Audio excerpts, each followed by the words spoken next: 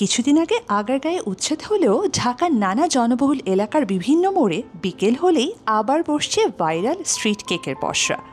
কি আছে এসব রং বেরঙের ক্রিমে ভরা কেকে? হুজুগে কেনা এই কেক নিয়ে আমরা কথা বলেছিলাম 5 তারকা হোটেল হলিডে ইন ঢাকার অভিজ্ঞ বেকারি শেফের সঙ্গে। আমরা বাংলাদেশে কেক নিয়ে একটি সামাজিক পরিবর্তন চেয়েছি, আমরা একটু শেফ পেশার একটা পরিবর্তন চেয়েছি, একটা বিপ্লব চেয়েছি।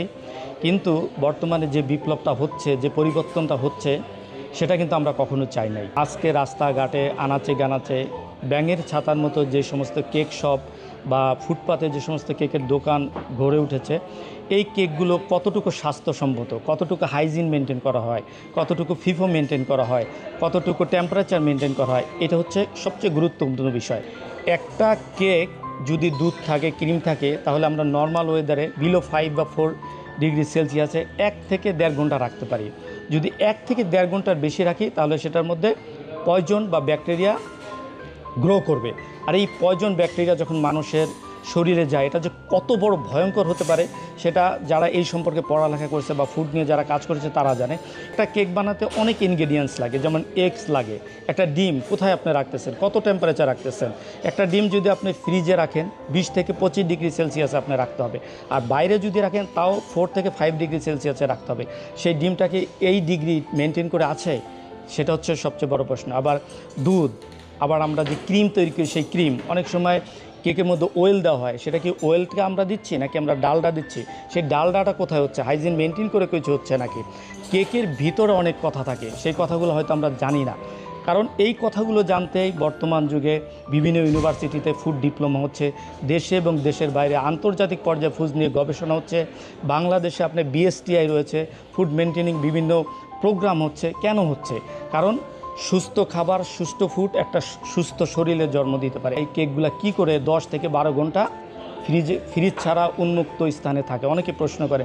আসলে কি, কেক তৈরিতে দুধ লাগে, ক্রিম লাগে, আর আপনি যে দুধ আর ক্রিম না দেন তাহলে তো সেটা থাকবেই।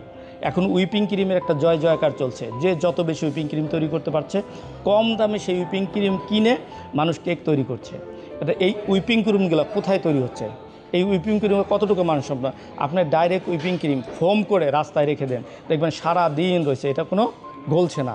আর সেই সমস্ত উইপিং ক্রিম দিয়ে এই সমস্ত কেকগুলি তৈরি হচ্ছে। আমরা কারো পেশায়, কারো ব্যক্তিগতভাবে কোনো আক্রমণ করছি না। আমরা চাচ্ছি সুষ্ঠুভাবে কেক তৈরি হোক, মানুষ খেয়ে সেই কেক যেন স্বাস্থ্যসম্মত হয়, সেখানে ফিফো মেনটেন করা হয়, সেখানে হাইজিন মেনটেন করা হয়, সেখানে হ্যাজার্ড মেনটেন করা হয়।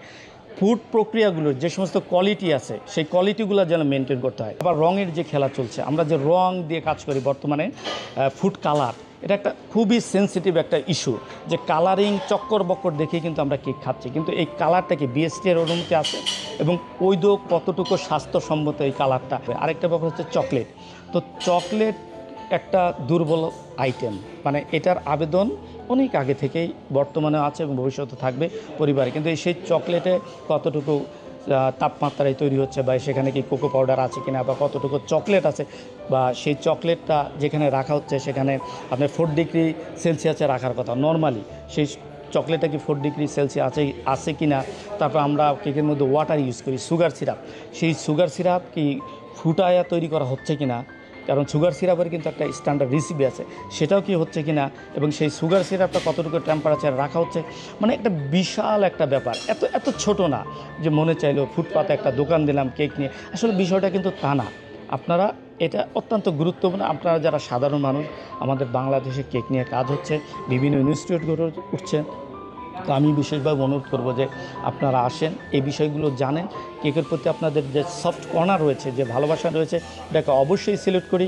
পজিটিভ দিক হচ্ছে যে এই সেলুট আমরা যেমন করি, তেমনি আপনারা স্বাস্থ্যসম্মত, সুপরিকল্পিত, properly ingredients, properly equipment, properly temperature, hygiene, FIFO maintain করে যে কেকগুলা তৈরি হচ্ছে, আশা করব সেই কেকগুলাই পরিবারের জন্য আপনারা নিয়ে যাবেন।